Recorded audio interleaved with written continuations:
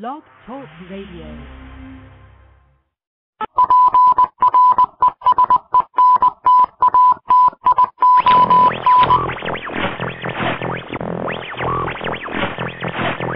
Welcome. There's a time when the operation of the machine becomes so odious, makes you so sick at heart that you can't take part. You can't even passively take part. And you've got to put your bodies upon the gears and upon the wheels, upon the levers, upon all the apparatus, and you've got to make it stop. And you've got to indicate to the people who run it, to the people who own it, that unless you're free, the machine will be prevented from working at all. I want the truth. You can't handle the truth.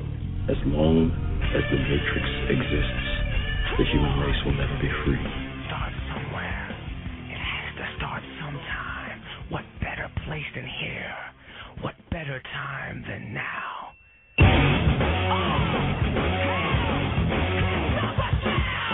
Terrorists! Terrorize this.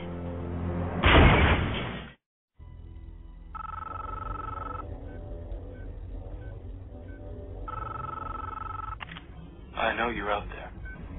I can feel you now. I know that you're afraid. You're afraid of us.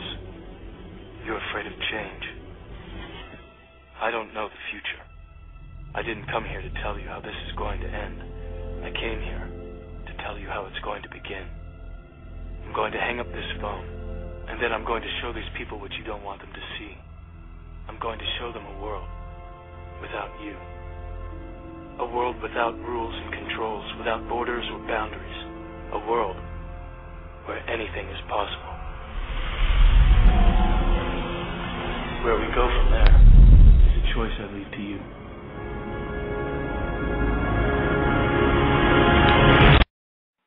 It will be 9/11 times 2,356. My God.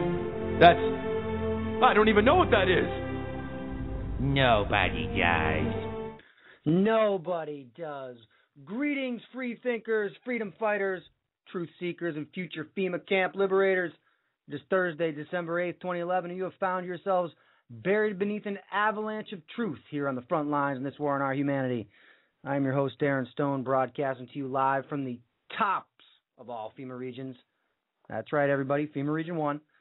Tonight's calling number is 917-889-3064, but I'm not taking any of your calls tonight. You've had your chances in the past. You're just going to have to sit there and take it. I'm very pumped up for tonight's show. My guest, Susan Lindauer. If you guys have read the show description, Susan is a former U.S. intelligence asset.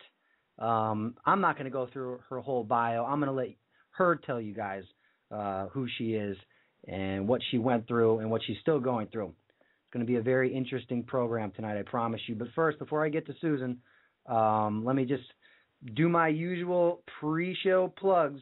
For those of you that have just joined up on the front, new listeners, new people to the Facebook page, new people to the YouTube page, new travelers through my website, frontradio.net. I urge you all to take a look at that website. A lot of good information there, survival news, health news, world event news. We have a live Earth and Sky Tools button. Gives you real-time information on all the global and space weather happening, real-time. I think I already said that, right? Real-time. And you'll notice if you go to the front website, frontradio.net, in the top right-hand corner, there is a awesome-looking T-shirt. I've explained this in the past, but I do have a lot of new listeners. So people like me that do these programs, we pay to do these programs. Everyone knows cash is tight. I know cash is tight for you guys out there. So with a $20 or more donation, or for each $20 donation you give, we will send you a brand new, squeaky clean, shiny, ultra cool, and I have heard, there is rumor that it actually makes you smarter when you put it on. More free thinking. Frontradio.net T-shirts. So check them out on the website. Hey, listen, you can't give a better gift at Christmas than the gift of truth, right? It's really, trust me, it's better than an Xbox, I promise. All you YouTubers, check out the Front's YouTube channel. And if you have any secret info, good stories, show suggestions, pictures, top secret information, email it to thefront@live.com. And last but not least, all you Facebookers out there, look, I appreciate everybody that's joined up on the page throughout the entire time the page has been there. But all of you new joiners, thank you very much for doing that. And get your friends to like it too. And the other thing I'm going to ask everybody to do is, look, the shares have been getting much better with the episodes. So if you're a member of the front page, there's a couple hundred of you guys. I get like 4 or 5 shares. Awesome. I totally appreciate it. But imagine if we had, a tenth of the people, 20 shares. This program would grow. Okay.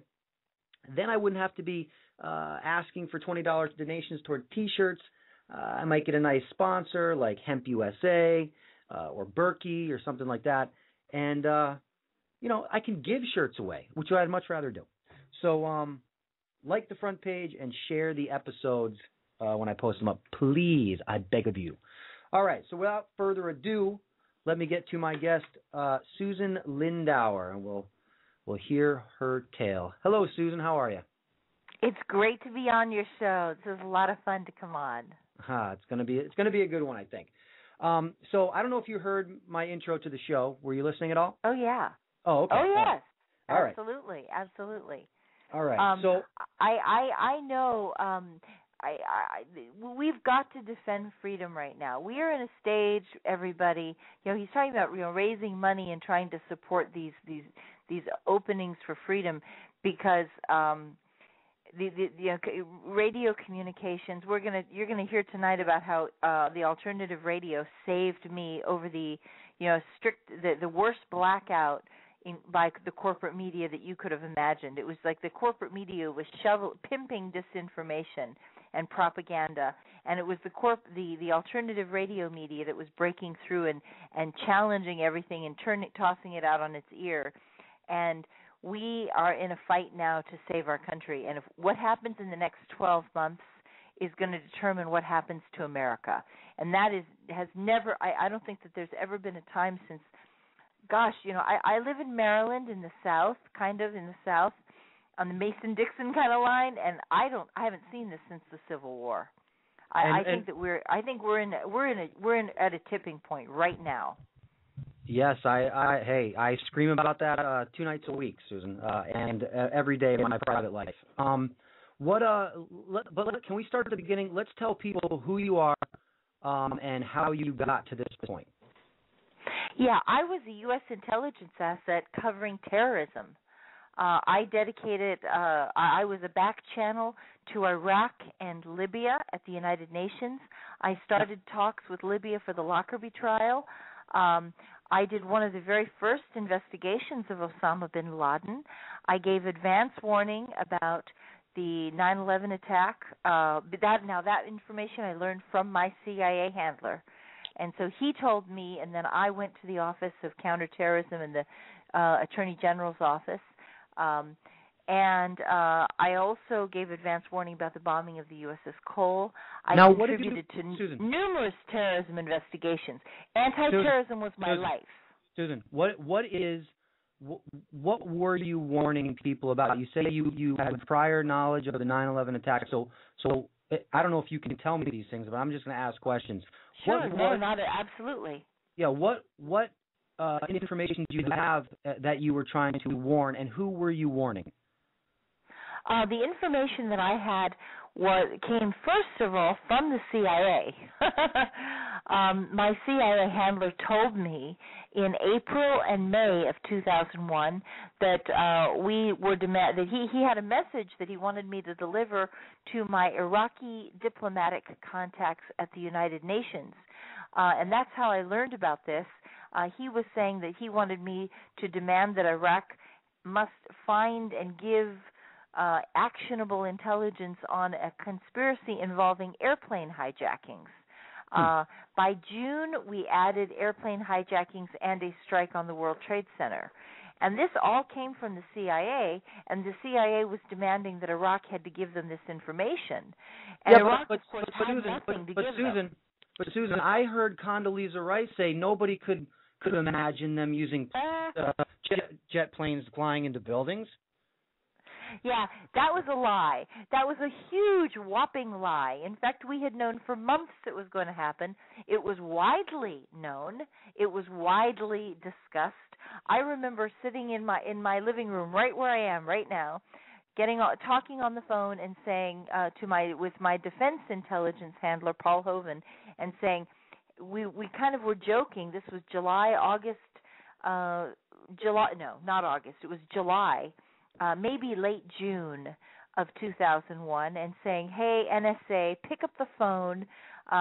You've been tapping our phones for years because you're always listening to see if we have terrorism information, and this time you got to listen to this one because we are trying to alert you to this attack, and this is not a hoax. This is not a prank. There is coming. We are expecting a major terrorist attack. We expect a conspiracy involving airplane hijackings and a strike on the World Trade Center. And so I remember my next door neighbors moving in with a moving truck in late June, July, and saying to my defense intelligence handler, "Boy, I wonder if they knew what we were talking about right now, they'd pack up and go back where they came from." And it was afterwards it was horribly, tragically awful.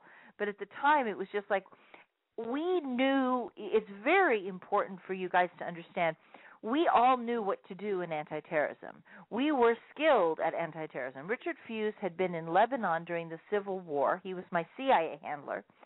And he had been involved in the Lockerbie case. He had been involved in infiltrating Hezbollah to an Islamic Jihad in Beirut and Syria to identify where the hostages, Terry Anderson, Terry Waite, Jerry Levin from CNN, where those people were being held. So we knew he had extremely high, great bona fides. My other defense intelligence handler had outed Oliver North and Iran-Contra, played a key role in exposing the whole Iran-Contra drug trafficking network, and was involved in the Pentagon underground, exposing fraud by defense contractors.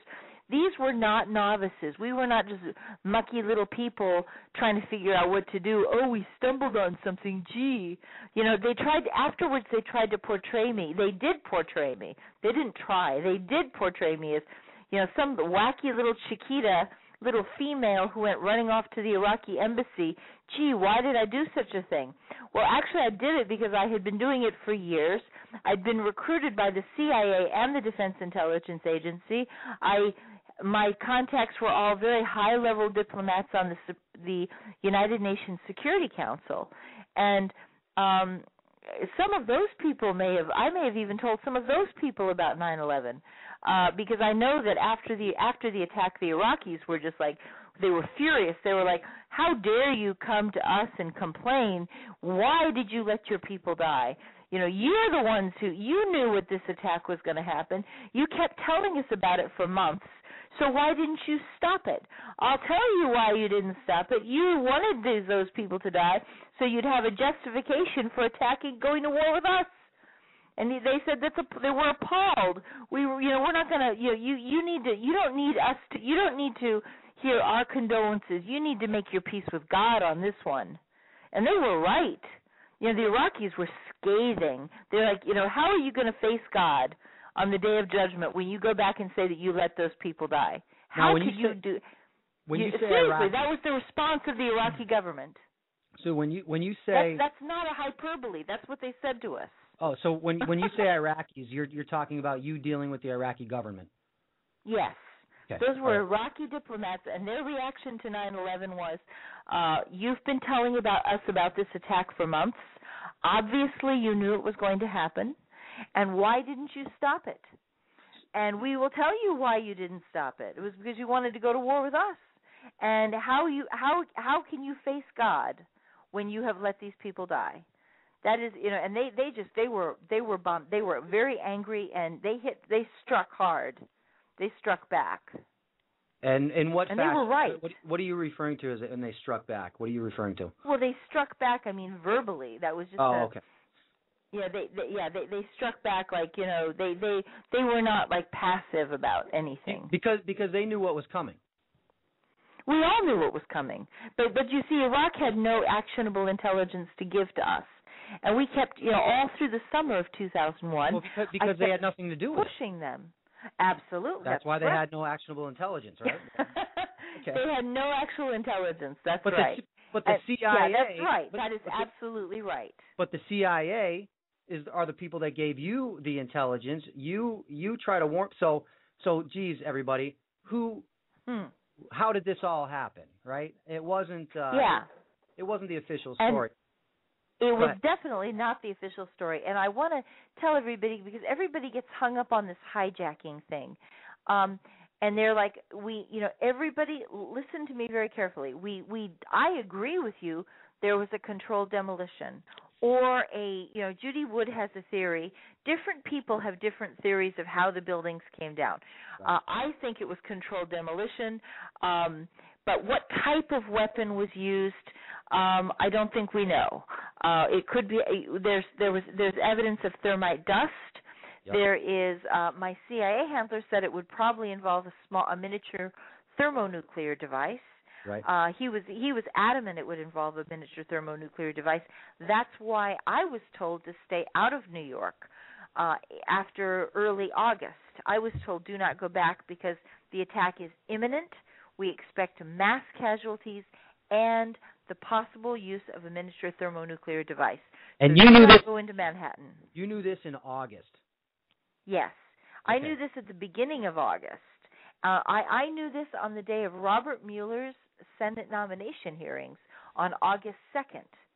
And I told Richard Fuse that I was going to go up to New York one last time and run my trap lines and see if the diplomats had gotten any word from Baghdad, because we'd been telling them this all. We'd been, yelling at, I'd been scolding them and pushing them and prodding them and poking them for this stuff.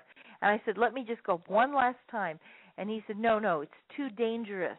The attack is imminent. God, Susan, what happens if there's no FBI director when the attack goes down? What's going to happen? I mean, this is how close it was. This was the day of Robert Mueller's nomination hearing, and my CIA handler is saying, my God, this could happen before he's even confirmed. And we were like, God, how do we get this? I mean, so here in our mind, we're like, how do we get the Senate to push? We didn't like Robert Mueller to begin with because he has thrown terrorism investigations, and I was complaining to Richard Fuse about that, how he had thrown the Lockerbie case and he'd thrown Oklahoma City, in my opinion. Now, a lot of people would be very angry at me for saying that, and not everybody would agree with me. But I agree with you, and I'm not angry. Okay. I said that on the day of his nomination hearings, and so Richard was like, "Well, but if we don't have him, if they don't confirm him quickly, this attack will occur when there's no FBI director." He said that would be disastrous. So we were actually debating his nomination based on whether it would be a really disastrous for the 9/11 investigation if there was no FBI director when the attack occurred. Do you understand that? We're sitting there on August 2nd, we're saying, my God, what if there's no leadership to guide this investigation when the attack occurs? Now, you see, that seems kind of silly to me. It seems kind of silly to me because, look, an attack, something of that magnitude takes place, and you guys are worried that nobody will investigate it just because there's no... No, the leadership, the absence of an FBI director at that critical moment, would that have an impact? And of course, they would have quickly approved and voted his nomination. But that's how confident we were the attack was going to happen. Hey, we were so convinced of the attack that we were actually worried that Richard, my CIA handler, I was saying I didn't like him. I was saying I didn't like Robert Mueller, and Richard Fuse was saying, "Oh no, under the circumstances, it would be much worse if he's not in power because we need somebody to be there from the minute this happens." Do you see? Yes. Right. But, one name I haven't heard you mention, I believe at the time, was it Richard Clarke that was the terrorism czar? Yes. At that point? I haven't heard you mention his name. And I remember shortly after 9/11, he supposedly spoke out and said he tried to warn, too. Now, is he full of it? And believe me, I don't care if he is or not. And George Tenet both tried to warn Bush. Okay. George Tenet, I think, tried even harder than Richard Clarke. On August 6th, let me just tell you that on August 2nd was the nomination hearing. I went up to New York on August 4th. I had a meeting with Richard Fuse at his CIA office. He did not have an office at the CIA. He had an office off campus. But I went and met him on August 6th. That was the day that the CIA, George Tenet and Richard Clarke sent a memo, an emergency memo to George Bush saying that the attack was imminent, and George Bush said, let's get that out. I'm glad. Aren't you glad you got that out of the way? Now you've covered your butt. Let's go hunting. And Harriet Myers, I think was her name. She was there, and it's on video of him receiving it, of him receiving the briefing and saying, guess glad you got that out of the way. Now let's go hunting. And he didn't even care. Richard Clarke later on tried to play both sides and tried to cover for the administration, trying to say, we didn't really know. There's no way that any of us could have stopped it, and trying to diffuse the idea that there was a conspiracy or a cover-up, that how could the government keep a secret like that? Right. I heard him say that. I think it was on Bill Maher, on the Bill Maher show, and maybe I'm wrong. Maybe it's not Bill Maher. I think it was, though. But I've heard him say that. How could anybody keep a secret like that? Like the conspiracy theorists are wacko, and we're drinking the Kool-Aid. We're the ones drinking the Kool-Aid. Hey, you know what? Anytime we need to refer to secrets being kept, we can just always bring up the Manhattan Project. So. Yeah, that's right. I mean, if people, I've heard that excuse a lot. Well, there'd have to be too many people involved, and blah blah blah blah. And I say, you know what? Maybe there was, but you're talking about highly compartmentalized systems. Do you know what the CEOs of your company are planning for you? No, you don't. You get a memo and you follow orders. That's it. That's right, and intelligence is so secretive, and we don't share across. The only contact you have is with your team. Right. And that was part of the trouble when I was under indictment. Was I had my team that I had totally relied on. I'd built my whole life on these men, and when they refused to come forward to testify for me, when they blew me off, and they did so because they were covering up the 9/11 stuff and the Iraqi pre-war intelligence and Iraq's contribution to the 9/11 investigation, and so they backed off and wouldn't have and refused to cooperate with my defense attorney, and it caused all kinds of problems. Okay, let me ask you this: the day comes, okay, September 11th. You watch it happen, like the rest of us. What were you thinking? Oh my God, we knew this was happening. Was about to happen. I ran back to Richard and ran back to my house and phoned Richard on the phone, Richard Fuse on the phone, and said, "Oh my God, Richard, we've been talking about this for months." And Richard said that they started to we were watching the buildings come down, and after the first building came down, Richard said to me something to the effect of, "Hey Susan, how often do you think a man and woman are waiting on a street corner with a video camera queued up to record a traffic accident?" He said it never happens. Their arms are whipping around, and the picture's blurry, and there's motion of the camera, and you can't see anything.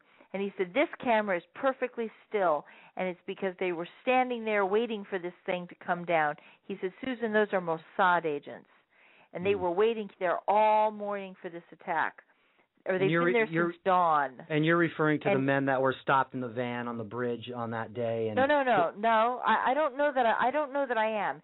He did not identify. Sorry, no, it's a good question. People ask me that. He referred to them as a man and a woman. Okay. But he could have been wrong. He could have just concluded that it was a man and a woman. Well, but it did indicate that there were two people. Right. Well, I but could he was be wrong. definite. They're Mossad. He was like, they are Mossad. They were waiting for the attack. And I turned to him, and I turned to him. I was on the phone, and I said, I was screaming. I was like watching this footage come down, and I was hysterical at that point. I was like, I was cursing. I was like, goddamn blankety, blankety, blanketies. You mean to tell me those goddamn blankety, blankety, blanketies knew this attack was going to come? And I have been looking for this intelligence on this attack for months, and the Israelis had it the whole goddamn bloody blankety, blankety, blankety time, and they didn't blankety, blankety, blankety tell us those blankety, I was screaming. I was so outraged. And the phone went dead. And I called him back because I was really out of it. I did lose control over that when he made that statement to me. I really lost it. And I called him back, and he said, Susan, he was very calm. He said, Susan, we must never talk about that again. And I have wondered if there was another tape by a man and a woman, because that's how he referred to it. And he may have realized, and the CIA may have realized it, that to release the first tape, and the other thing, it was of the first airplane.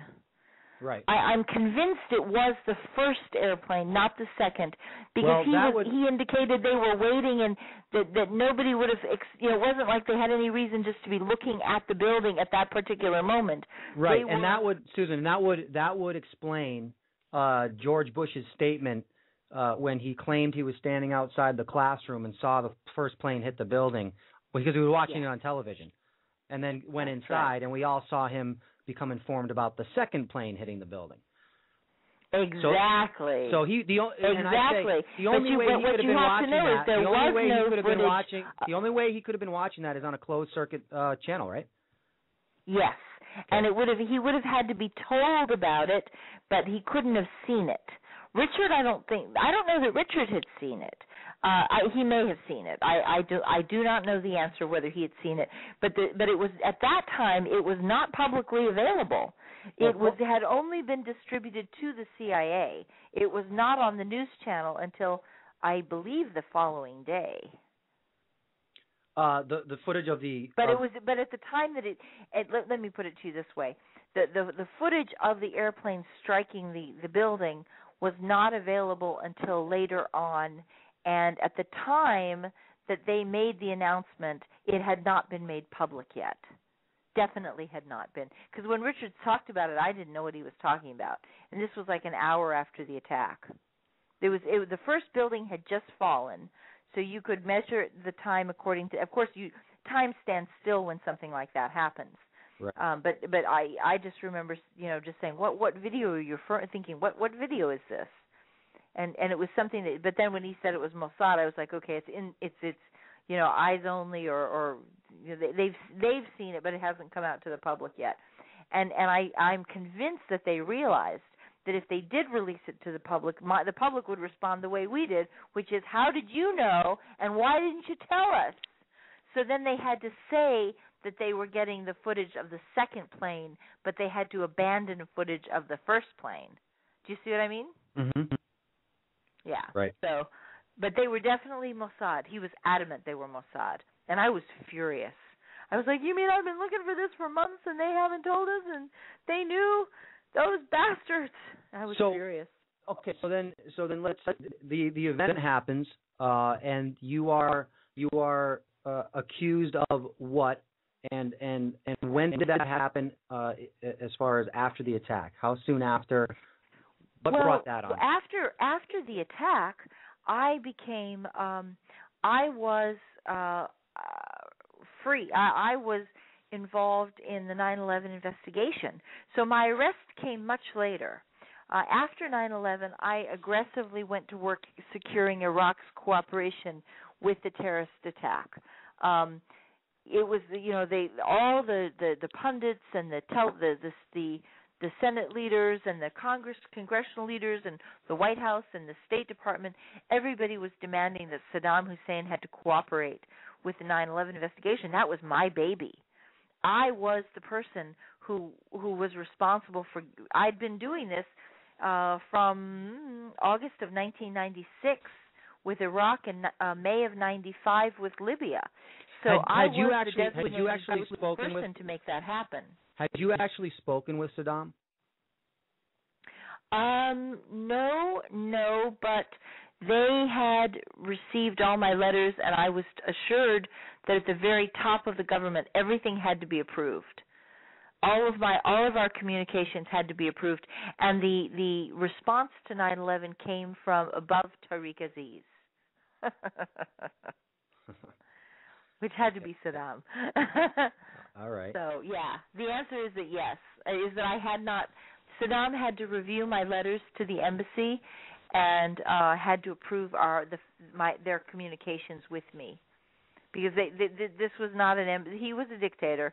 This was and they were in a state of war under sanctions, and they could not take risks on something like this. So they had to.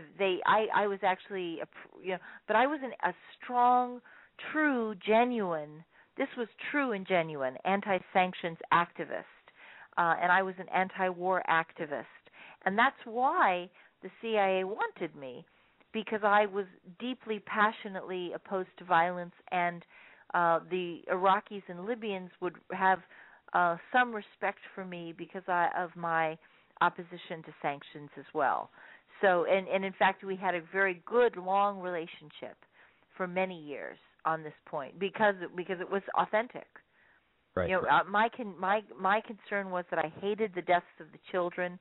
I hated the fact that literacy was wiped out in a generation. I hated the starvation, the lack of medical supplies in hospitals. I wanted to do something, so my interest was humanitarian, and the CIA was co-opting me.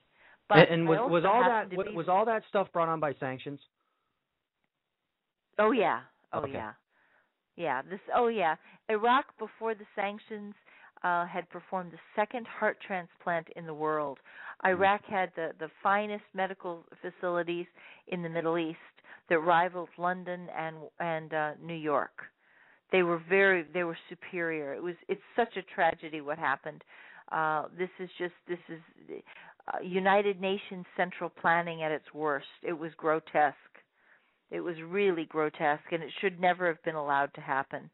And so I was, but the CIA knew my position because they, I was.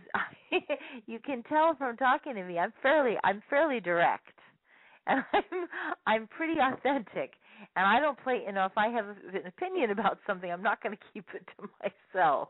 Well, I would imagine, being, part of U.S. and intelligence, they don't want mousy people, right? Yeah. Yeah, that's right. You have to have some balls. They want you to be proactive and to get out there, and if something needs to be done, you must have initiative. And if you don't have initiative, you're useless to anybody. But the thing to remember is that my stuff. There's a type of mission called cover and deception. That is not what I did. I was a back channel, sort of an unofficial diplomat almost. I had a master's degree from London School of Economics and an undergraduate degree from Smith College, and everything I did was heavily supervised by the CIA and the Defense Intelligence Agency. I had weekly debriefings from both agencies, even though I would go up to New York like every 3 weeks.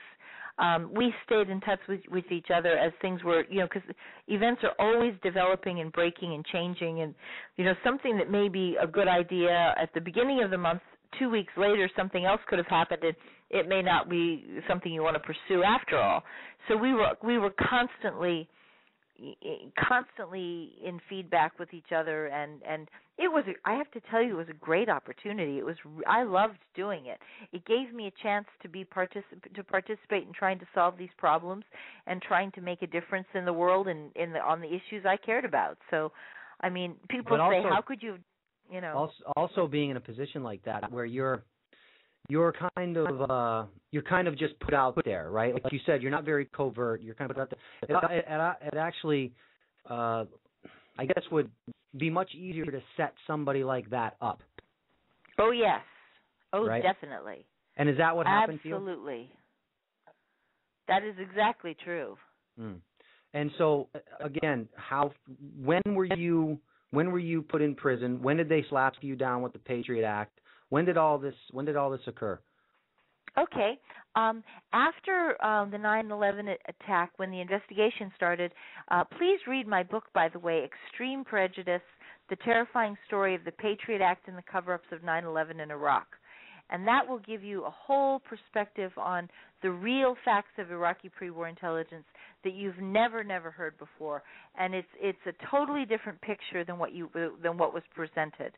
I was involved in that up to my eyeballs. And I worked on the anti-war movement and building a peace framework right up to the invasion of Iraq. And I consider that I was an asset working all the way through to the invasion of Iraq. And right up to that point, I was disappointed, very disappointed when they invaded Iraq, but I never dropped my guard. I never dropped my efforts. I never said, the White House wants to do this, so I'm just going to go along with them and just going to get out of their way while they make a mockery of this thing. I went in and tried to get every possible thing that I could.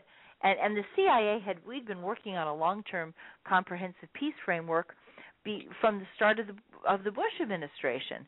So we had achieved all kinds of really good things for America. The Iraqis had agreed to give us financial documents on al-Qaeda. They agreed to have the FBI send a task force into Baghdad with authorization to conduct terrorism investigations and make arrests. I had a high-level Mukhabarat agent, that's Iraqi secret police, who was going to act as an FBI informant and liaison, pointing out who had entered the country, terrorists who had entered the country, when, where they were staying, who they were meeting with, what kind of activities they were involved with. See, the thing is this, and I've got to emphasize this: I was portrayed very badly. And, in fact, we were very sophisticated. We had been doing this work for years. We knew exactly how to do it. We never had to go to war to have a war on terrorism.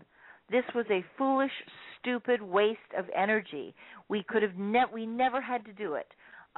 We would have accomplished a great deal more without it. We could have shut down the financial pipelines without it. And so, moving on, what happened was we had done so many really great things, and we knew exactly. We built a framework for executing it, because that's what we do. We're not just policy. We're not just pie in the sky people. We've got to translate the theory, the campaign falderall into something practical and a structure that can be executed on the ground. That's what we do. We do the stuff in the field on the ground. So what happens is the government decided that the war started to go badly. So they ignored the peace offering. They threw that out. They said, we don't want peace after all. And then for about a year, well, Saddam. I remember Saddam. Asking Bush, "Come on, let's sit down and talk about this. What are you doing?" Yeah. And there was no absolutely. response from Washington at all. Yeah. Well, the thing is, behind the scenes, we had already been negotiating a lot of stuff. So, it was a crazy situation. So a year later, a year after the war, it started, the thing that had been going, sorry.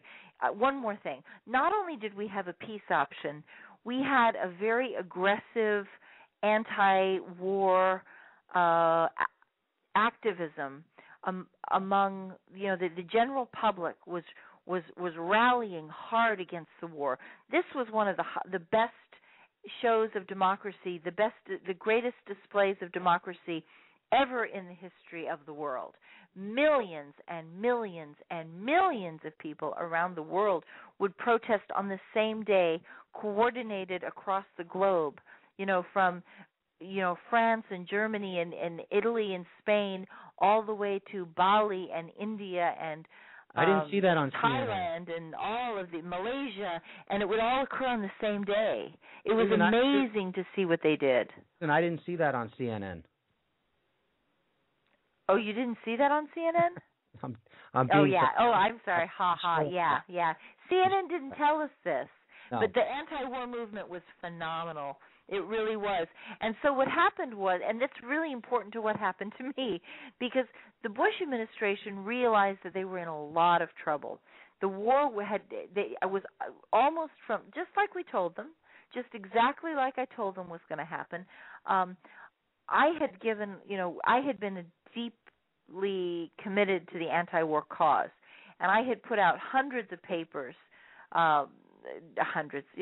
many papers, not hundreds, many papers, opposing the war.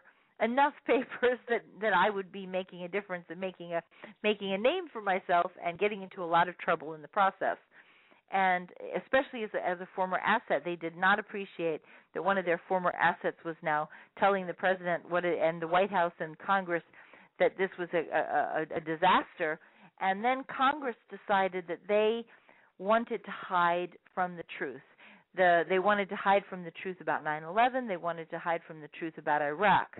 And the president was finally forced, 6 months before his reelection, he was forced against John Kerry. He was forced to appoint a presidential commission on pre-war intelligence. And I went to two of the men on the commission that I wanted to testify. And in order to do so, I had to go to members of the commission and request permission to testify. And so I went to John McCain and Trent Lott. And as it happens, my family lives in Arizona, and so I have lots and lots of relatives and cousins and aunts and grandparents, and I learned how to fish on Lake Roosevelt. And I took my address book to work, and I called them, and I went through every zip code to prove my ties to Arizona. And I said, I want my family to hear what I've done. I want them to know the truth about Iraqi pre-war intelligence. Well, John McCain and Trent Lott decided they did not want my family to know about the truth about what I'd been doing. And they didn't want anyone else in America to know about it either. And 30 days, and we can prove this because the phone calls were tapped by the FBI on the Patriot Act. The FBI got 28,000 phone calls proving that I had peppered, pounded, harassed, harangued, cajoled, pleaded, cried, begged, prayed for Congress not to go to war with Iraq. And I've been very, very, very, very, very aggressive about it. I actually created an email database for every chief of staff, every legislative director, every press secretary, and every foreign policy assistant, legislative assistant in the House and the Senate. 435 members of the House, 100 members of the Senate, and I had beaten these people papered them with Susan, warnings about this war. Susan, I mean, obviously nobody wanted to listen to you, right? I mean, I'm getting that. Well, the thing is, they didn't want to listen to any of the people. It wasn't just me. It was they didn't want to hear what the people were saying. I was at that point one person, just like you were one person. Right. You know, everybody was one voice, and millions of voices were raised against this war. Right. And Susan. When I went out to testify, when I asked to testify, I sealed my fate because they knew that the politicians knew that they could never deceive you, that all of the lies would become public. All of the real story, they wanted to bury the truth. They wanted to blame the intelligence community for the failure to stop 9/11, and here I was, and I'd warned about 9/11, and they wanted to blame, They kept trying desperately to tie Saddam to the 9/11 conspiracy, and here I was saying that Saddam Hussein was one of our best supporters of anti-terrorism in the Middle East, and they wanted to, they didn't want you to know about the comprehensive peace framework at all. That would have been a disaster because then it would have shown you didn't have to go to war to achieve any of these results. And this was very, very significant. Susan, I have to ask you, okay? You have knowledge of this attack before it happens. You watch it happen. You know it was allowed to happen, if not made to happen. Okay. I believe it was both. Okay, my question is, hold on. My question is, you had to be horrified. And what was going through your mind when you come to the realization that the government that you're working for either allows this to happen or had a part in it? I mean, were you not terrified? Were your eyes not open to something new or? Oh, well, after 9/11, I was in a state of shock too. I was grieving very hard. I had actual symptoms of post-traumatic stress. Well, it was a psyop, and that was the overall intention of it. That was the main intention of the thing, is to yes. Is it was a psyop. That's a good word for it. That is the best word for it.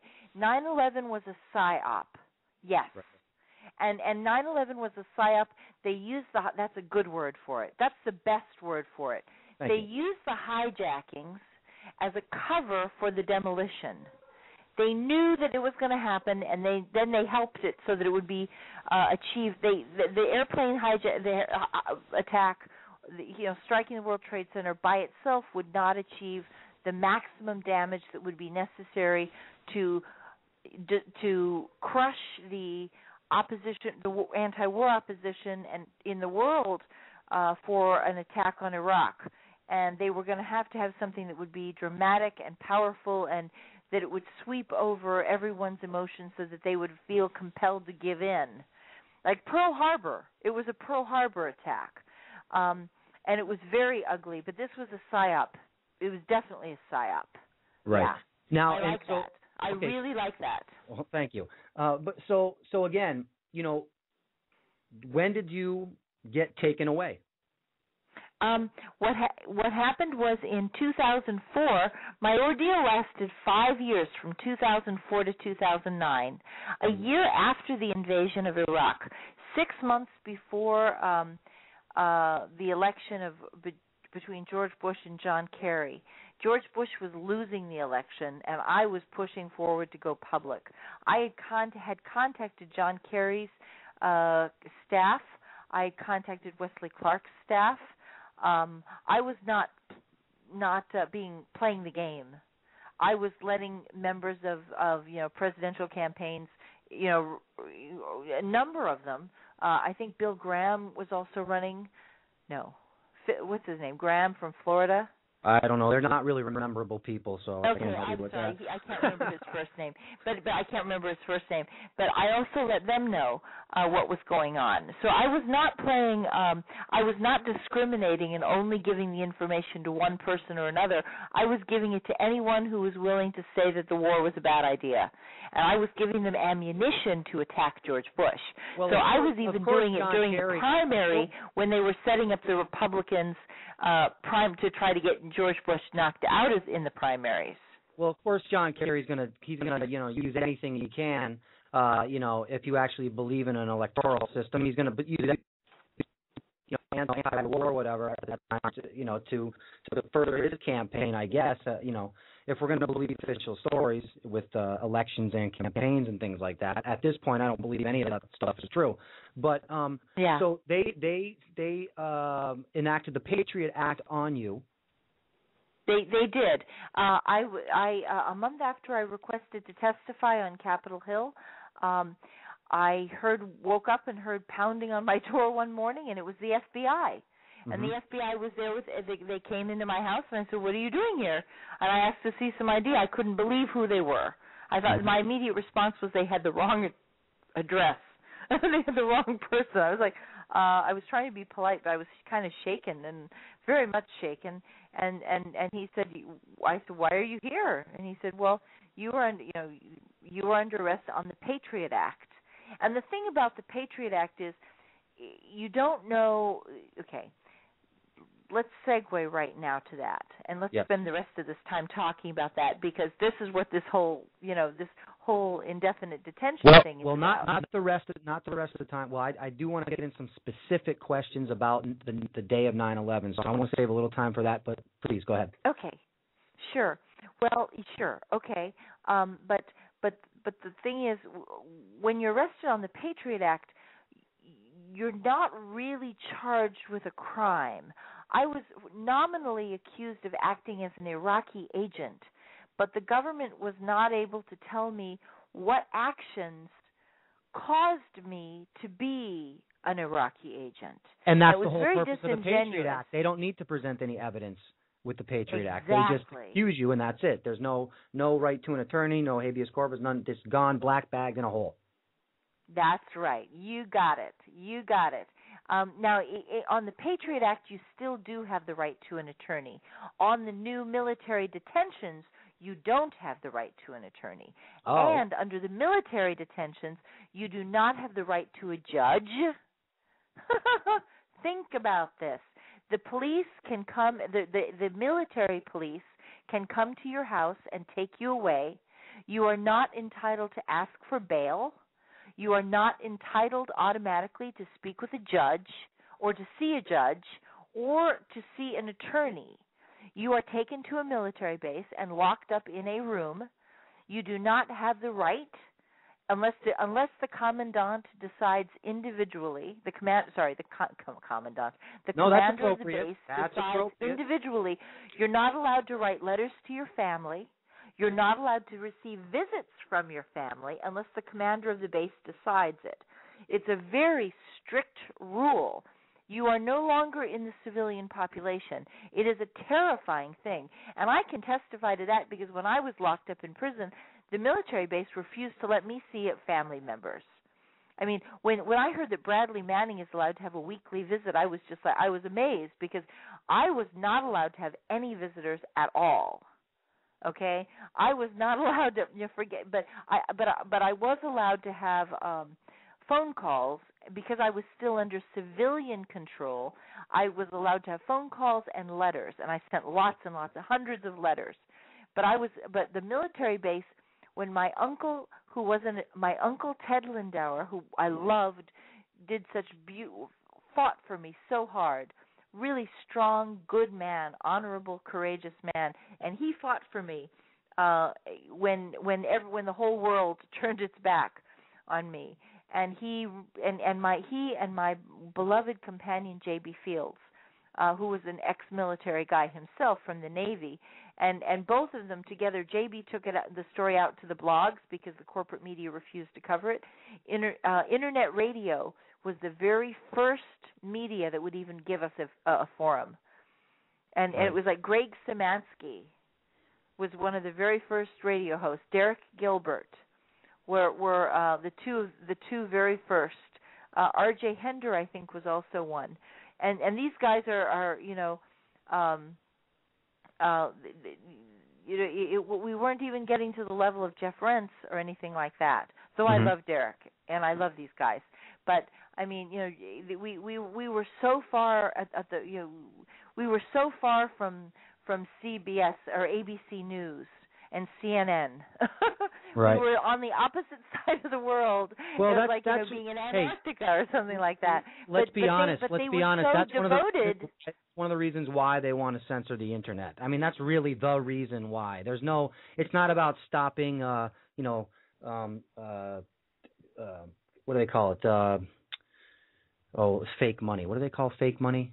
Counterfeit. It's not counterfeit. about stopping counterfeit Louis Vuitton bags or anything like that. It's about censoring information.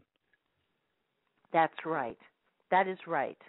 That's exactly what it's about. Copyright infringement. That's ridiculous. Right. Yeah, all these little celebrities want their names out in the media. You're going to tell me that Kim Kardashian doesn't want to see her name, that she's been Googled 500,000 times or something like that? I mean, that's not what Right. Celebrities live for this stuff. Movies live for this stuff. TVs, if they don't have an audience, they don't have anything to give the community. So, that's but the point is that it was you guys who brought this out. And the Patriot Act is much more frightening than you realize because it's secret charges. And if you think about what that means, the government is not required to tell you what actions you allegedly took or participated in or what kind of law you broke. If you have a bank robbery, think of all the information you get to know. If there's a bank robbery on the corner of University Boulevard, you are told, there's video footage of somebody going into that bank and somebody with a mask on them probably, and a getaway car, and you know, they say, well, $12,000 were taken and the teller was shot, and it happened on the 14th of January, and in the state of New Mexico, and here you're not allowed to know what state it occurred in. I mean, come on, you're not allowed. It's classified whether this happened in Washington or New York or Virginia. Really? Well, only if you have classified what day it occurred on. Really? Only if you have things to hide. What activity it was. I mean, it's just absurd. It's ridiculous. Yeah. Only if you have things to hide, right? Only if you have things to hide. But that's the problem. These laws, they're making a huge, and I want to stress this, they're making a huge fuss that this is about terrorism. It is not about terrorism. Oh, you're preaching to the choir on that one. You're preaching to the choir on that one. We all know. That's right. It's a war. Right. I mean, I dedicated my whole life against terrorism, and I'm the second person indicted on the Patriot Act, second non-Arab American indicted on the Patriot Act. And the whole reason is because Congress has deceived the public, and they know they're about to get caught. And they know that they're about to face a big, ugly election of anti-incumbent sentiments roiling through the country, and they know that a lot of them are going to go home, and they don't want to go home. They like those $170,000 a year jobs and all the perks and benefits, and everybody yes-mamming them and yes-sirring them all the time and pretending they're important. And they don't want to give it up, and they don't think that it's worth a little bit of honesty or integrity because, I mean, gosh, you know. But don't these people... I was worth sacrificing so that they could get to be reelected. But Susan, let me ask you this, and I asked my last guest the same thing. My last guest, we covered Fukushima and the radiation that we're all being exposed to right now and the huge cover-up of that. Okay? And when I asked her the same thing, when these people, these government people in these positions where they're getting paid, I guess, a decent amount of money... $170,000. I'd call that decent. Yeah, I mean it's decent, you know. But you know what? These people understand the direction that we're taking. Okay, they understand where we're progressing to, and I have a very hard time understanding the mindset of somebody like this that will allow their children or members of their family or people they care and love and care about to exist in this type of tyranny and the progression that it's heading to, just for $170,000 a year.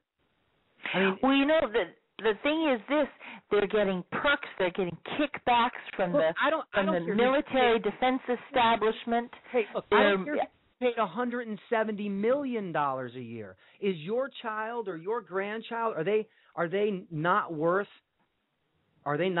saving? Are they not worth? Yeah. I agree with you. I mean, I don't understand. You're preaching to the choir back at me. Yeah. I mean, I have to tell you, you're going to think this is really goofy. I love this country. I totally love this country. We have the best country in the world. I mean, I know it's flawed, right, and everybody's going to go, ooh, she had to say it. Ew, she had to say it. But if you think of the freedom we've got. What freedom? What freedom do we have right now? What freedom do we have right now? We even listen. We do have freedom, and the thing is, they're taking it away from us. But the Bill of Rights is a spectacular document. You don't realize how really wonderful those things are: freedom of speech, the right to have the government not come into your house and go through your things and go through your underwear drawer at will, at random, the right to a trial, the right to face your accusers in a court of law. These are things, when you lose those things like I did, they took everything from me. They took my name, my reputation. I was prohibited from going into court and having a hearing. They locked me up in prison on Carswell Air Force Base for a, quote, psychiatric evaluation, because they said that anyone who wanted to have a trial, by definition, must be suffering a mental defect that rendered you impossible. If it, you know, what they said. Let me be really clear, because this is too important to mess up. Okay, they said the desire, okay, this is a quote from the psychiatric evaluation that declared me incompetent to stand trial. It said, the desire to disprove the allegations against me and to validate my relationship to my CIA handler, Dr. Richard Fuse, rendered me mentally unfit to stand trial because it indicated that I was 95% convinced that of my chance of acquittal. Therefore, I could not appreciate the gravity of the charges against me. So long as I desired a trial, it indicated that I suffered from the defect. However, if I agreed that I was probably guilty, and if I agreed to take a guilty plea, then that would indicate that I had been cured and healed. I was now mentally fit and healthy again. Because if I could agree that the government had the right the government would be right about anything that it said about me, then I would be cured again, and therefore I should be allowed to take a guilty plea. Right. And only when I agreed to take the guilty plea would I be cured. Do you see? It's yes. Kafka. It is straight crazy, crazy Kafka. And it's the scariest thing. And I was like, what? Wait, what? You can't do that. This is America. Right. This is America. And by the time they're done making you fit for trial, you are basically lobotomized chemically. Yeah. And now I want to be clear because people ask me this all the time. I refused to use any drugs, so I never did. But we fought for that. We fought like crazy for that. And they tried to. The Justice Department got me into prison. Literally, I was on bail on a $500,000 bail for 18 months, and only when the Democrats announced they were going to have an inquiry to the real facts of Iraqi pre-war intelligence and whether whether the Justice Department was punishing assets who had tried to speak up. And I was like, oh, that's me. And immediately I was sent to prison. As soon as the Democrats began their inquiry, I was shipped off to prison. And literally I was called to come into court, and I was just told, you are going to prison. And I said, but I want a trial, I want a hearing. And they said, no, Patriot Act, you're not entitled to a hearing. Patriot Right. Act. You can serve your prison sentence first, and after you serve your prison sentence, then we'll talk about giving you a hearing. Okay. Yeah, but after you've done your time, why waste any more energy on it? That's how they were hoping I would see it. That is, I continued to fight for a hearing. It was terrible. It was once I got into prison, they refused to let me go, and I ended up being held for a year while the Justice Department fought for the right to detain me indefinitely up to 10 years. Because it was on a military base, I was denied the right to have an attorney visit me. My uncle, who is an attorney, he's family and attorney, made 3 visits to the prison and 3 attempts to visit me at the prison. Carswell Military Base, Carswell Air Force Base, refused to let him onto the base. The first time they told him there was no prison, and I was not there. Now think of this. You are a family member and an attorney, so you're both categories. And the prison could say, the military base could say, well, we'll let her have family visits. They didn't even do that. They just flat out told my uncle there was no prison there, and therefore if there was no prison there, I was not there. You see? Right. He was, but he knew I was there. He was like, oh yes, she's here. I know she's here. And they're like, no, you don't know that. And right. The thing is, if this was a military detention, he would have no confirmation that I was there. It's only because it was a civilian process and a civil court, and there was a judge who was overseeing the case, that he was able to get that confirmation of my location.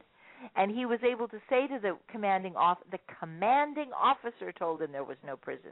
The commanding officer told him I was not there. I mean, that's scary. That's how you disappear people. And so the National to disappear me. Right. So the National Defense Authorization Act basically puts the frosting on the cake of tyranny as far as any type of rights go. And you terrifying. you said and your family member could be on that military base and they would just look you straight in the eye and say no, they're not here, and there would be no way for you to find out. We literally had to have the U.S. Marshals. Now, my uncle drove 700 miles in each direction, and he likes to drive. He's one of those people who it's like he's an attorney, and he gets into his car and he drives and he thinks, and it's like meditation for him. So it's okay. 700 miles with good thinking space. Get on the road and clear your mind and just kind of figure out what you're going to do. And so it's 700 miles each direction, and they refused to let him onto the base. He had to get the judge to order U.S. Marshals to stand by to force the prison, to force the military to give him access.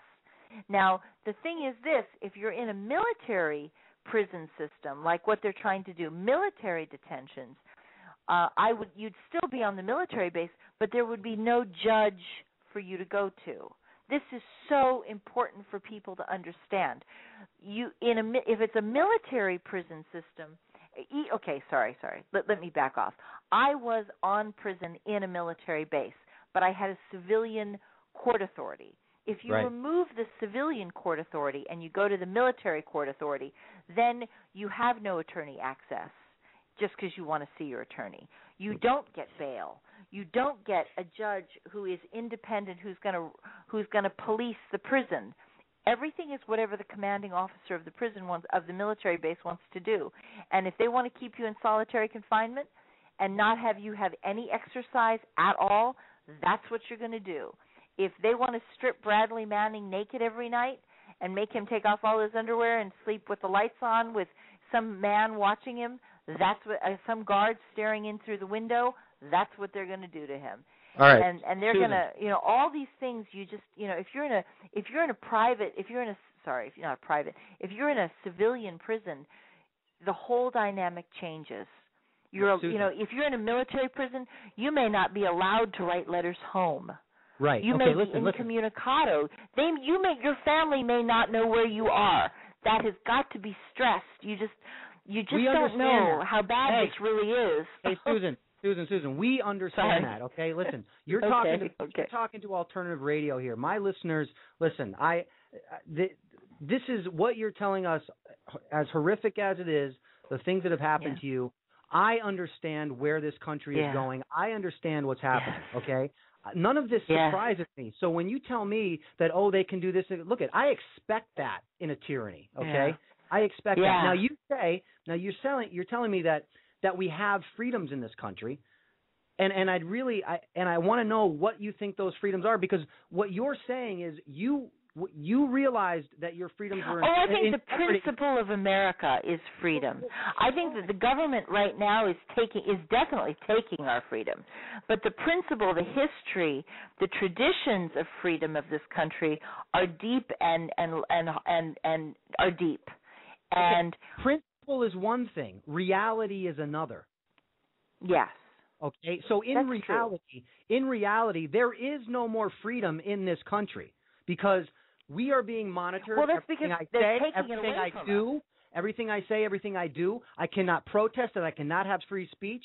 I cannot. I can be tried by the military. Not even tried, just taken away by the military for doing this program. I can be charged with hate crime and as a terrorist under the Patriot Act, and the same thing can happen to me. It's like there is. Let's be clear about this. We all understand in principle there is freedom in this country, but in reality, if we're going to act like adults, there is no freedom in this country. That's why we need. Not anymore. Not anymore. They are taking it away from us right this minute. Right. And that's why we are having this discussion right now. If everything was, if everything was on the up and up, there would be no reason for people like me to do programs. Yeah, well, I think there's always going to be reasons to have programs like this. I think these are great programs. Right. You know, I think that the real problem that we have is that one of the problems we have is that the corporate media is trying to sugarcoat everything, and they're feeding us Kool-Aid, and so many Americans are drinking the Kool-Aid. Well, the corporate media is owned by 5 corporations. It's not really hard to control the flow of information there. Let's be adult about what we're dealing with. You know, I mean, anybody that turns on their television and is expecting to get any type of viable, useful, realistic information, they are sleeping. Yeah. They are sleeping. Okay. And the other thing, I want to ask you some specific questions right now. Okay. Sure. Absolutely. One, where in your opinion, what is the motive behind what's happening in this country and to the world right now? What is the motive, and what is the end game? The motive and the end game are probably the same, which is to protect. I think that the Occupy Wall Street has hit the nail on the head. All decisions are being made for the 1%. What is in the best interest of protecting their power, their financial exclusivity, and the rest of us can go to hell. And they're saving themselves. It's like they're rearranging the deck chairs on the Titanic, but at least they've got the deck chairs. Right. Now, when you say 1%, are you referring to 1% of America or a global 1%? Oh. In America, I think it's 1%, but I would bet that globally it's more like the disparity of wealth is even worse. So I would say, maybe in Europe it's 1%, but if you go to the third world, the developing world, it's 0.0001%. Right. So we are talking about a global agenda. Sure, absolutely. Okay. Do you believe? And I think that the Europeans are as frightened of our independence as the American government is, and I don't think they like the people. I do not think that our governments like us. Well, of course they not. don't want us. If they liked us, they wouldn't be killing us en masse. Okay, if they liked us, they wouldn't be doing a lot of things. If they liked us, if they cared about humanity, they would be warning everybody about the radiation we're all being exposed to right now and what's potentially coming down the pike out of Fukushima. I mean, there's really nothing more important on this globe right now than that. If they liked us, if they cared about people, then if they cared, right? If they cared, they would be doing things very differently. Right. But now, I'll tell you something. I don't understand why Obama has. I mean, I don't. Sometimes I am, a little bit naive. I'm like, why doesn't Obama stand up and refuse to do this? I don't get it. Because Susan, I mean, come on, are you really that naive? I mean, do you honestly think that there's a difference? No, I'm not that naive. I'm being rhetorical. Okay, all right. But I just think that it's really gone too far. I don't know. So. Okay, so where do you think they're taking us? I think we're heading into a situation. I think we have definitely reached a tipping point. I think we're bankrupt. Globally, the elite are raping and pillaging the resources, and they've spent themselves into the ground. We cannot support their way of life. We cannot support their lifestyle anymore, and so they're trying to figure out how they can take whatever we've got so that they can amass it for themselves. And we are, I'm afraid, heading into a martial law situation. Right. Because I think that the freedom, they're very, very frightened of our freedom, and they don't like our freedom. And I would say that in the next, but the problem is, can anybody change this outcome? I don't know that they can. Obviously, that is being extremely naive to think that any one guy is going to come in there in the White House and change anything. The last guy that tried to do that was Kennedy, and they blew his brains out in front of everybody. And that was basically to show you. You either play the game or we're going to blow your head off in front of everybody, or something worse. That's right. Okay. That's right. Now, so you're in agreement. I believe the same thing. We are headed for a martial law type thing. Now again, why they do that, and what is their purpose of doing that, and what comes after that? Well, you know, it's terrible. I think that they're making a huge mistake. I think that they have reached a conclusion that our freedom will take away their power, and it's going to become a self-fulfilling prophecy that we have to get rid of them. And if they would make good decisions instead of destructive decisions, we could maybe live together and work things out. But the way it's going, it's not going to happen that way. Right. So what way do you think it is going to happen? Well, what do you think is going to happen? I think we're headed for 1930s Germany. That's what I think we're headed for. Yeah. And in fact, I think it's actually going to be much, much worse than that. And I agree.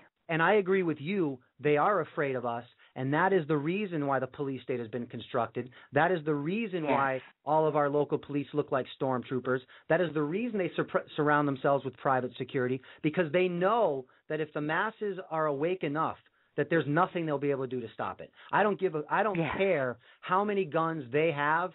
You can't kill everybody. And unfortunately, what I've always asked people to do is to become informed and destroy them with your dollars.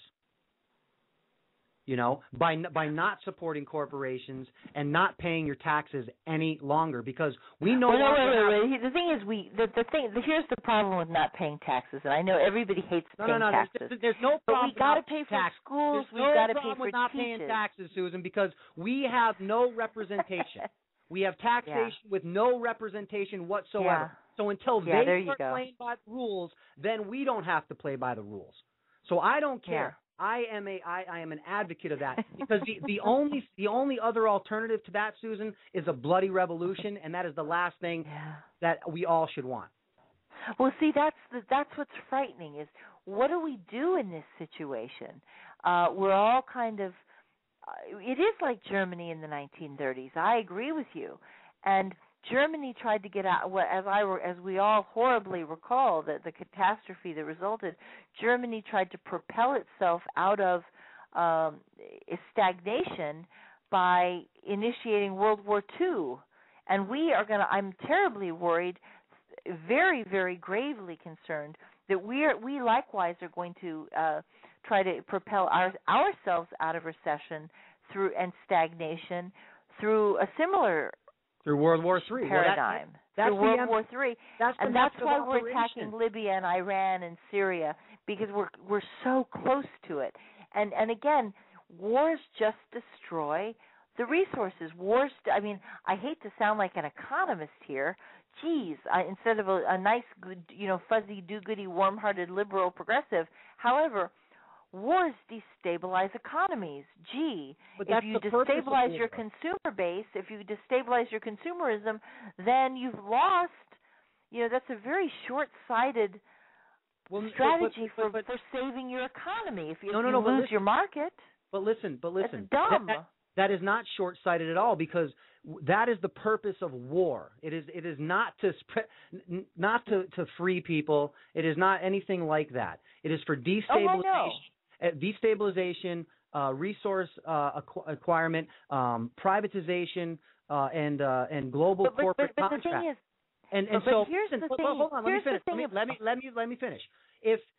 This is what people tell me. Well, Darren, why would they want to destroy the economy? They make money. Listen, they don't care about your economy. Okay, they make money on the short side just as they do on the long side. Okay, it really doesn't matter. And if they force you into something where they consolidate the flow of money and you only have choice A or choice B, well, then you only have choice A or choice B. That's the only place you can purchase, the only place you can spend, only way you can buy. So if they destabilize a free market economy or whatever kind of label you want to slap on it, it doesn't really matter, because the end result is them having complete control over the economy, and you're going to pay one way or another. Yeah, no, that's right. That's right. There you have it. Now, and in the long run, as John Maynard Keynes said, in the long run, we're all dead. Right. So, if and I'm afraid we're heading. The upshot of the whole thing will be that we will have a World War III, the tragedy will be that, like, for example, Iraq. poor Iraq. Poor Iraq. I am convinced, I'm sure everybody will agree with me, that the war with Iraq was to stop resources, to allow the West, to allow Washington and Western powers to restrict the flow of oil onto the market, international market, until whatever time it was most desirable and beneficial for the West. And so they did not want Saddam Hussein playing games with his oil. They didn't want him to use his oil at all. But in the meantime, they were so short-sighted that they allowed the sanctions to substantially degrade the oil production functioning capabilities and the oil pipelines in Iraq. And now it has become, ironically, cost prohibitive to develop Iraqi oil. Well, it's the same. It's the same with the poppy fields in Afghanistan. It's the same thing. It's the same thing. No, but it caused infrastructure. See, poppy fields you can grow on the side, and you just have to go out and pick it. No. I mean the intention. That's what I mean. Okay. Sorry. No.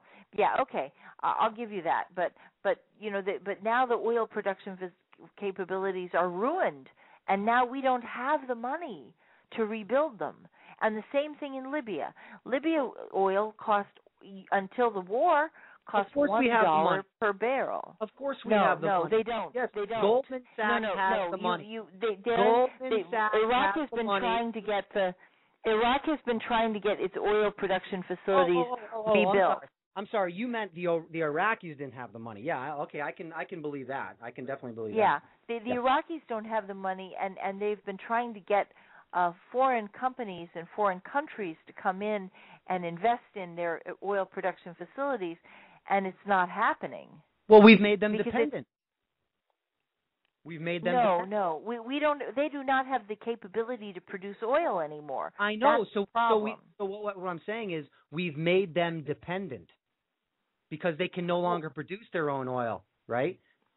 No, but we're not producing it either. That's what the irony is. I understand no that, one is but producing made them dependent, whereas they used to be an independent nation who could produce their own oil, and that was their main source of revenue. Now we've made them dependent.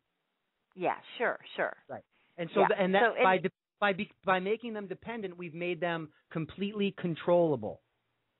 Yeah, and that's the point. That is what the New World Order likes to do. Yeah, it's a tragedy. Oh, right.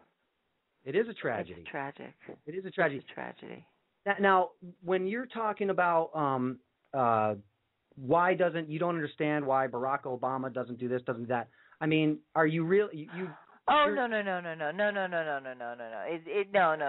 You're taking me too literally. Okay, all right. It's against his own. He's acting against. In my opinion, Barack Obama is acting against his own best interests.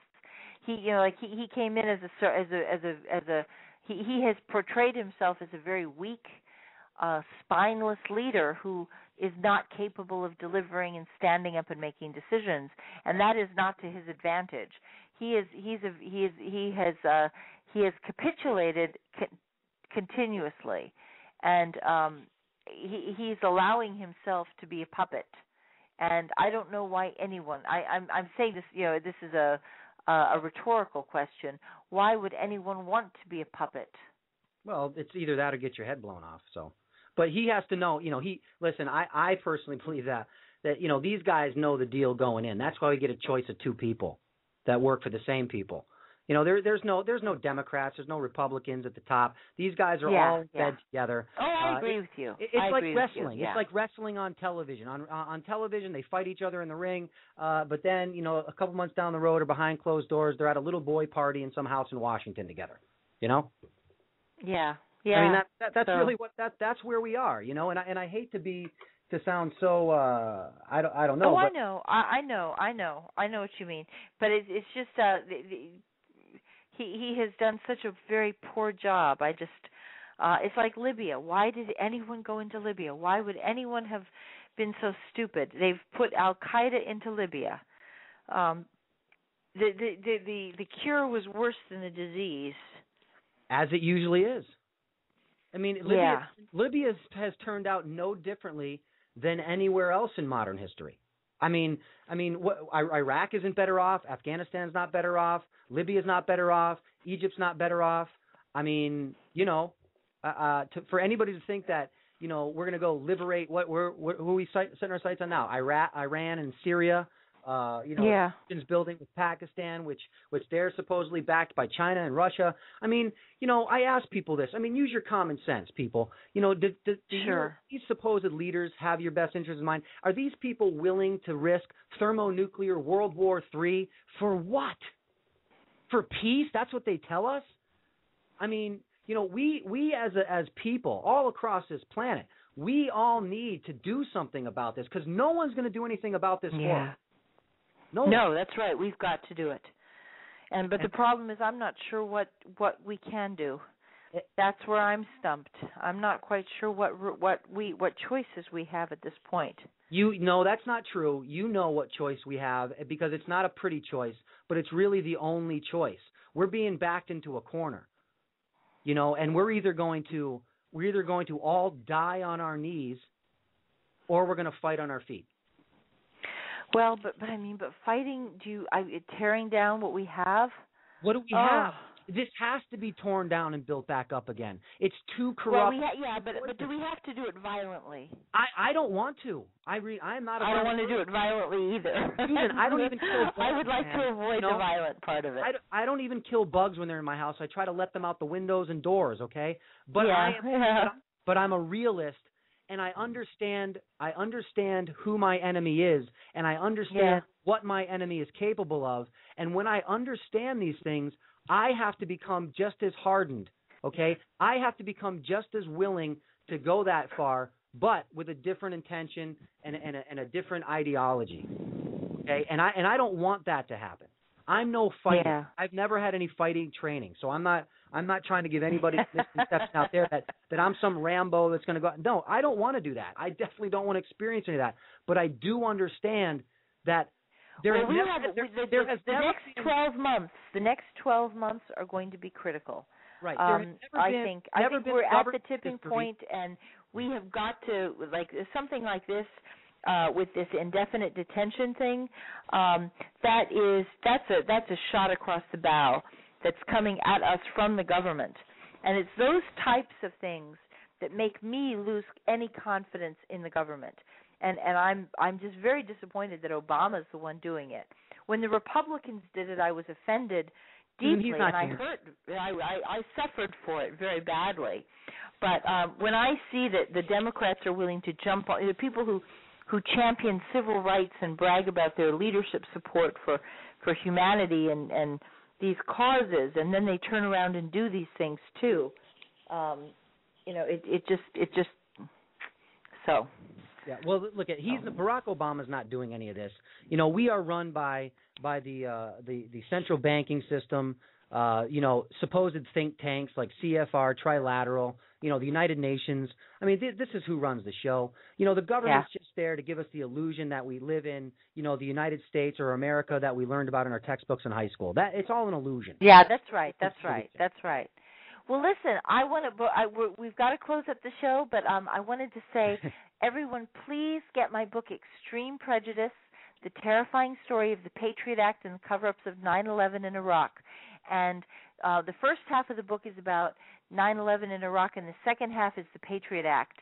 And we touch on these things here, but what you see will really shake you up. And this is what it's like on the inside and what actually is happening.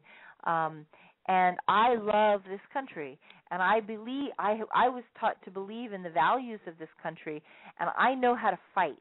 I want to say this, as an asset, you're taught how to fight no matter what kind of circumstances you face. And as an activist, you're taught to fight as an underdog and passionately for your beliefs. And even though I've spent my whole life standing up for values and defending these values, I would never have imagined that the situation would be so severe that somebody like me, with all my education and all my passion and my stamina and my tenacity and my bullheadedness, if nothing else, I'm just bullheaded. And I could not break this thing loose. And it took 4 years to get a hearing. It's the most. I had to serve my prison sentence, and then a year and a half after my prison sentence, I was finally allowed to have a hearing. And it's just crazy. So please check out my book, because I think that this next year requires us to move to a new level of awakeness, and we've got to get there fast, because we've got to fight for this country, or our options are going to change drastically. I agree. Susan, I want to say thank you very much for coming on the program. You've been a great sport. I am Thank on your you. side. No, great. Oh, okay. no, listen, I love this kind of debates. This is good stuff. All right. Good stuff. All right. Well, I wanted to get into some specific questions about 9/11, but we're kind of out of time for that. Unless you want to stick around. Check out my book, Extreme Prejudice. Okay, I will do that. I hope everybody out there will check out the book, Extreme Prejudice. It's on Amazon, right? Amazon, yes. All right, and Susan. Kindle. Oh, Amazon Thanks and a lot. Kindle. It was a great show. All right, thank you. Thanks. Bye. All right, everybody. Well, there she goes. Hey, I'm not quite sure how it went. I think it went okay. Hard to get a word in with that lady. She is quite forward. She likes to talk. And hey, people who had questions for her, look, I'm really sorry we didn't get to them. I had a lot more questions for her. You heard me trying to get a word in edgewise there. It was a little rough. I had to raise my voice a little bit. But anyway, I hope you all enjoyed the show. We will be back Monday. So have a great weekend, everybody. And let me see here. Let's see. Okay. Check us out, frontradio.net. Check out the Front's Facebook page. The Front, like it, share the show links, please. And don't forget to support the program if you can. With a $20 donation, you get a kick-ass Front T-shirt. Looks pretty cool. Check it out on the website, frontradio.net. All right, everybody, have a great night, have a great weekend, and we will see you on Monday. Your choice is simple. Join us and live in peace, or pursue your present course and face obliteration. We shall be waiting for your answer. The decision rests with you.